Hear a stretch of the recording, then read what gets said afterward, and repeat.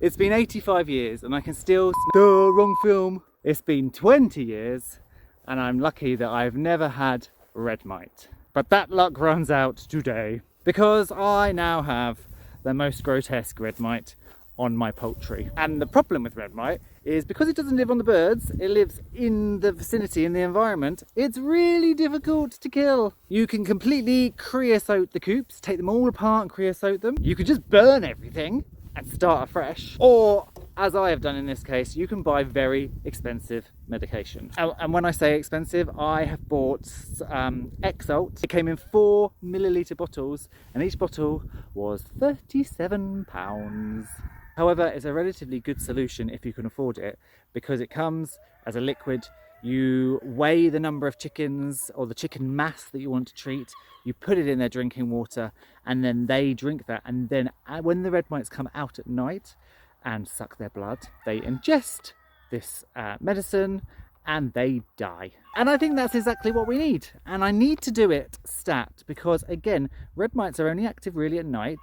They're also only really active in the warmer months of the year, but they can go without a meal for 9 months. So I need to kill the infestation now before we head into winter, because I think if we head into winter, they will go to sleep.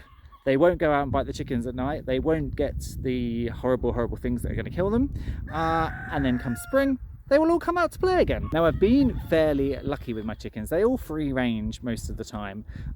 But a couple of them have looked a little bit anemic and I have lost some egg production. And it wasn't until I went to the coop one morning, opened the door, and there in the crevice of the hinges were all of these grey, fat red mites that had been sucking on the chickens all night long and then retreated in the daylight to some little dark crevices. So the plan of action is to clean the coops because I want to clean all the detritus out and make sure it's as fresh as possible. Then shut the chickens in. Once they go to bed at night, I will leave them in, I will give them their water, and then they have to only drink that water. So they're going to be shut indoors for 24, 36 hours, which seems counterintuitive because you're basically locking them in a hutch that is infested with mites. That's not ideal for their health. But we need the mites to come out and suck the blood of the chickens because otherwise they won't die. So for one day only, the chickens are going to have to live in the hutch and drink that water. But in the long term, obviously, it will make them more healthy and will get rid of this infestation.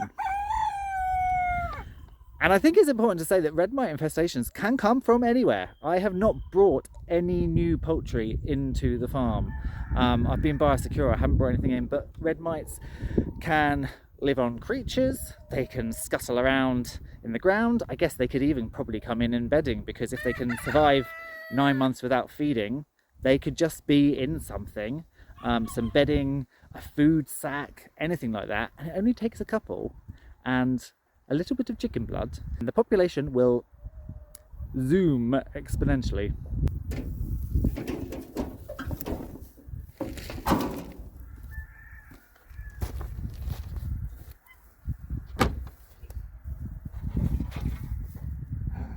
Oh, I found more. Look. Red mite. Gross.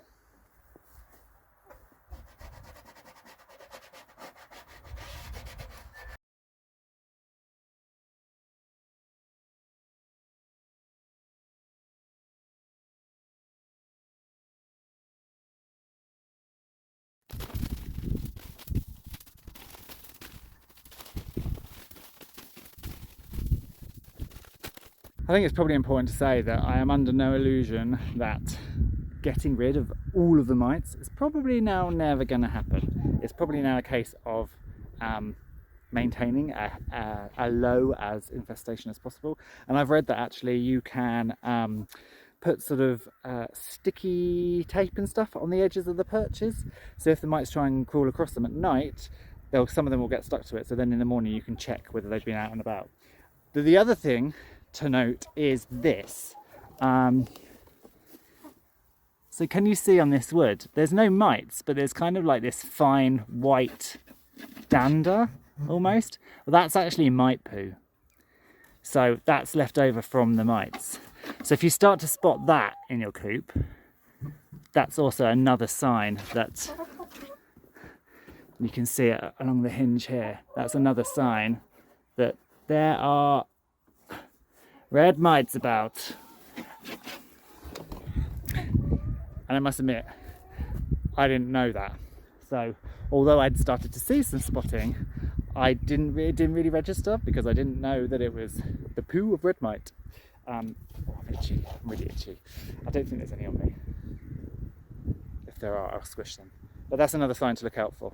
So as my trio of Norfolk Greys happen to be here, I'm actually going to shut them in. So I've made up the water.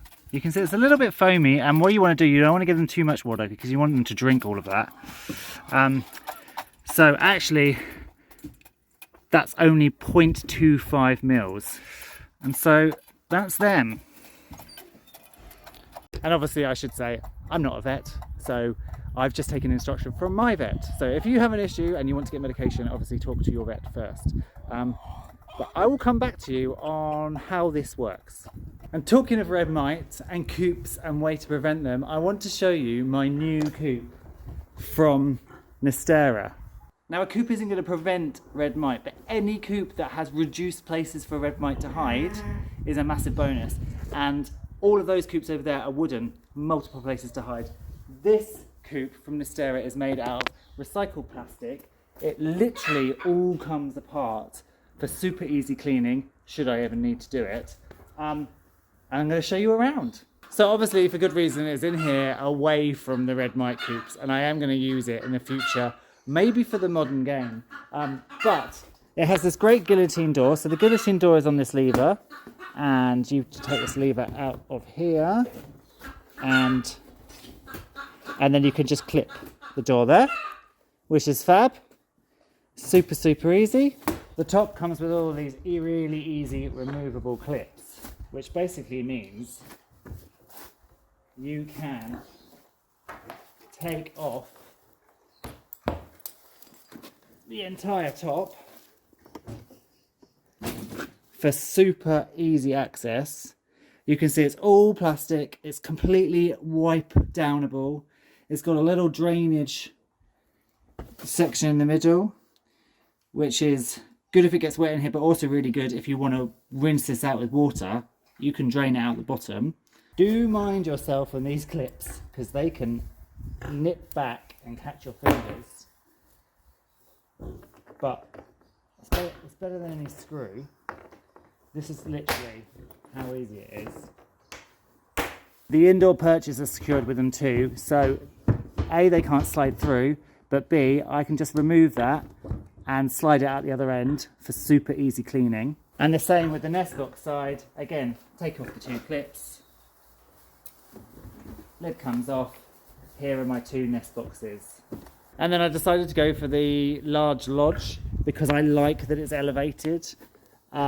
Anytime you can get a coop that's off the ground, in my eyes is good, because it means that rats can't nest under here. If a coop's on the ground, it's just asking for rodents and maybe mites to be underneath it. So I really like it. So if you want to know more, there is a link in the description below. You can go to the Nistera site and have a look at the different options they have for sale. Well, we are nearly to tapping time as well, which means I wanted to get the sheep, or some of the sheep, my ram lambs and some of my store lambs, out of my barn. So I've brought them up to this cornery bit. So there is one. They're currently working their way through the weeds. And there's another one there. And who's over here? Hello, boys.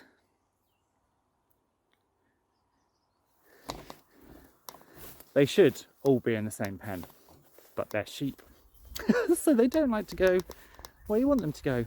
And that actually happened the other day as well. So they got out of here and they came across this field. Now this field has so much grass, lots and lots of places to roam. But did they stay in this field? No, they did not. They went straight into the hedgerow, because I suppose where they were in the other field, that's what they've been doing for the entire season, actually almost all their lives. foraging amongst the hedgerows. But I want to tup in this field because it's a nice big field. I want to put one of my breeding groups in it. And I had the sudden realisation that although the rams have been in here all summer and not got out, the ewes, the same with the lambs, have been in the other field and they've got used to foraging and hiding in hedgerows. So I came down last night and this is the hedgerow they were going into, and they were going through it to the other side, which is a wildflower meadow, which is no big deal, but where my neighbour cut down half my hedgerow, they now can then go from the wildflower meadow into my neighbour's field.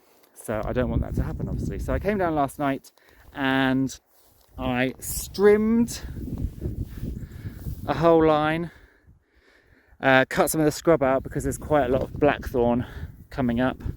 So I cut that out, and then I put on some electric fence just all around here.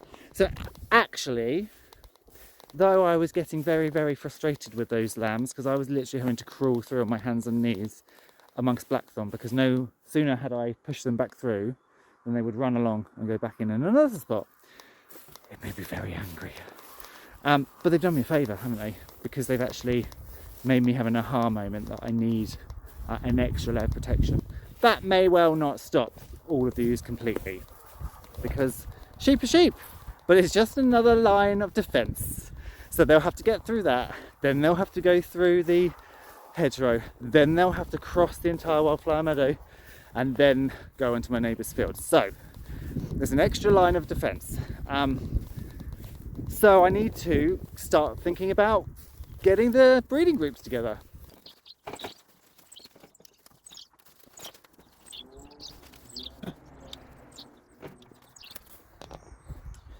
So one thing I want to do with all the sheep before I put them together is give them their bolus. So it's basically a mineral bolus. This is a iodine, cobalt and selenium. Since doing this, the sheep have thrived. I had a couple of sheep last year with really ratty looking fleeces. Fairly sure it was due to mineral deficiency. This is amazing. So I'm going to do all the rams, and then I'm going to move across, and I can start splitting out the ewes, and then I'm going to throw them together. Now, obviously, some wisdom would say you should bolus and flush your ewes before they go in with the ram, just to kind of get them into better condition. I don't find it makes a massive difference, and also my Norfolks and actually my Jacobs, my sheep, they don't tend to start cycling in September. They start to start cycling in October. Normally that's when they first start ovulating. So I'm happy to just throw the breeding groups together now. If anybody's covered early, great, but I'm not expecting anybody to get covered until next month anyway. So I just want them out of the barn. I want them back onto pasture. I want them in their breeding groups. It's just then everything is set and ready, and then I don't have to worry about sheep and who's with who for the next 4-5 months. That's super cute. She's scratching not for food, but scratching to make a little nest, lay a little egg.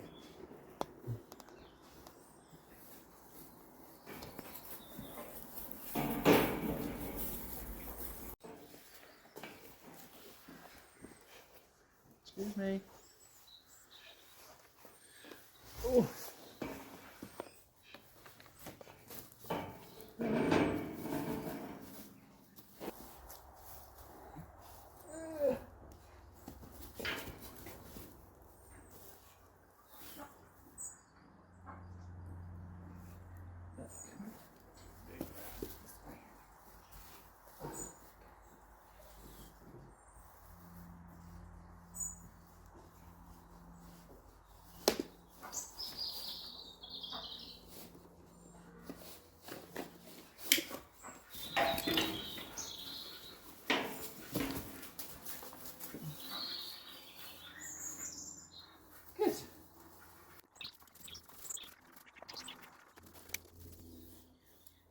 Don't you chuck that back out.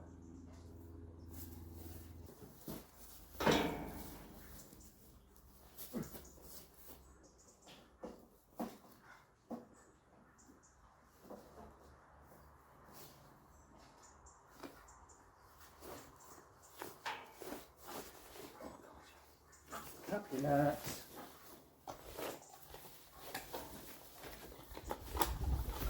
Oh my god, dude, that is not helpful. And now, hey, that's not helpful either. That is not helpful.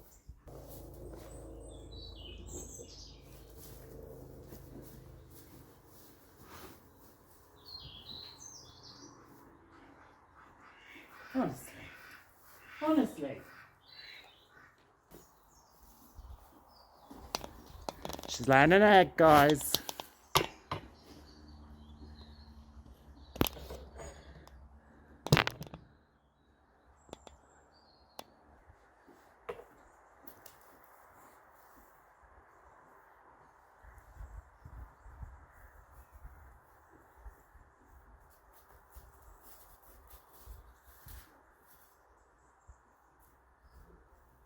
Well done on your little leg. Crazy chicken.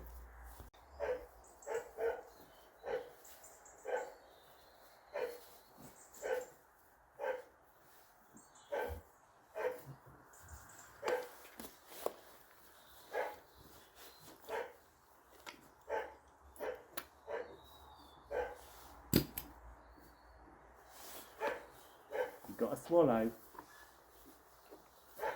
Oh, I knew that was coming back out. I knew it. No, let's not mount him while I'm trying to give him his bits.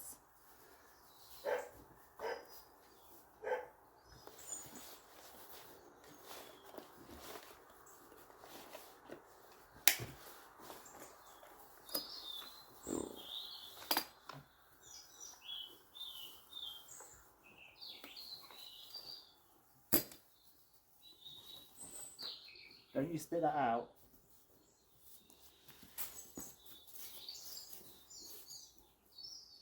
Good boy.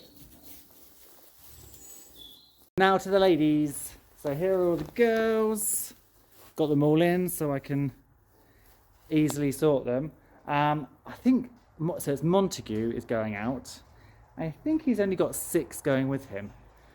So what I'm going to do is I'm going to bolus them, then let them out the gate into the barn, and then when I've got my chosen lot out, I can get Montague out and then I can run them all around. That's the plan.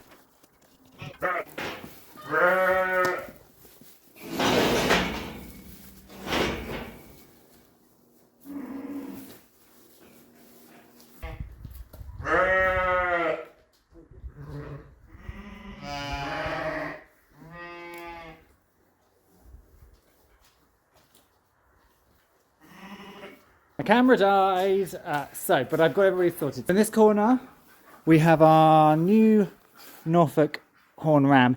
He is a bit brown in the face for my liking, but I like his body, I like his horns.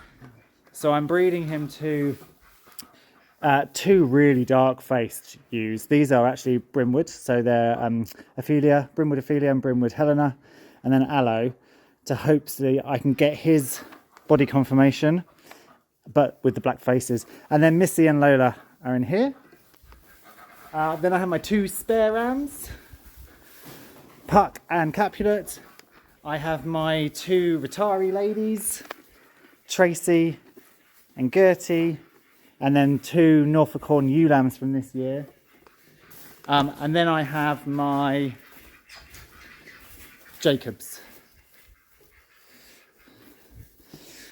These will be going outside onto pasture, but the pasture they're going into, my friend got married on it last week, and so we still have the marquee up. So they'll be going onto that pasture, and then obviously I've got the guys in the field. Now I need to straw everybody up, make sure everybody's got water, and then relax. And then the core Norfolk Horn breeding group are now in this field together. There they are.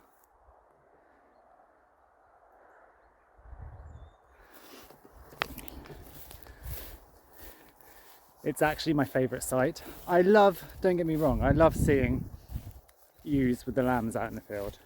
But there is something just, I don't know, blissfully natural about seeing a group of sheep with the ram. Especially because these are a Norfolk Horn, they're a primitive breed, they're a more native breed, so it looks more naturalistic, I suppose. But I just love it when there's the ram.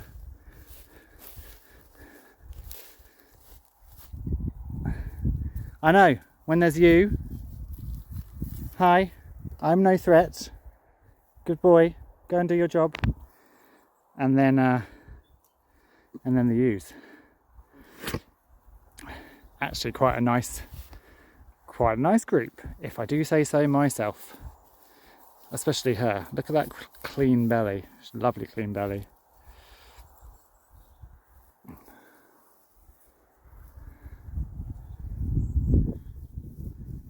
I do need to remember though that now I need to stay super cautious, because Montague is a pest at the best of times. Now he's going to be super aggressive. Currently, look, he's taking it out on a thistle. I mean, if he takes it out on a thistle rather than me, good stuff. So yeah, topping time has begun, so look out for the rams.